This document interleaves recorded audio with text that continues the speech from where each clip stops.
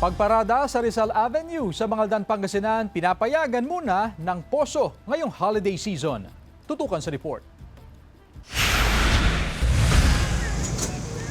Araw-araw kung mamalengke sa Mangaldan Public Market si Frank Soli. Problema raw nila sa tuwing namamalengke ang paghahanap ng paradahan ng sasakyan sa bayan. Maaga pa lang kasi dagsana ang mga sasakyan sa lugar. Kaya malaking bagay para sa kanya na ngayong holiday season, pinapayagan ng pagparada sa magkabila ang shoulder road ng Rizal Avenue. Kung dati, limitado lang din na nakaparada sa gilid ng kalsada, ngayon ay naging maluwag ang poso at pinahihintulutan ng mga sasakyan na pansamantalang pumarada sa Rizal Avenue.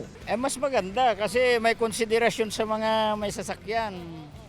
Kasi kailangan din nating mamili o kung bibili ka lang tulad namin, may hinihintay lang ako, sandali lang, mayroon kaming matatabihan na maparadahan. Ayon sa poso, ngayong holiday season ay ramdam na ang pagbigat ng daloy ng trapiko sa bayan. Isa pa sa nagpapalala ng trapiko ay ang mga sasakyang walang maparadahan. At dahil bakasyon naman ng mga estudyante, ay pinahihintulutan na munang gamitin ng Rizal Avenue para magsilbing parking ng mga sasakyan. Open po yung mga parkings natin, lalo-lalo dyan sa may Rizal Avenue. Mahirap magparking dahil maraming tao. Pero sa ngayon, normal lang. Nagdagdag na rin ang mga traffic enforcer sa kalsada para mapanatiling maayos ang daloy ng trapiko. Nagpaalala na rin ng poso sa mga motorista na dumaan na lang muna sa mga alternate route para makaiwas sa traffic lalo na tuwing hapon hanggang gabi. Kasama si Jing Dakanay, Jasmine Gabriel Galban, One North Central Luzon.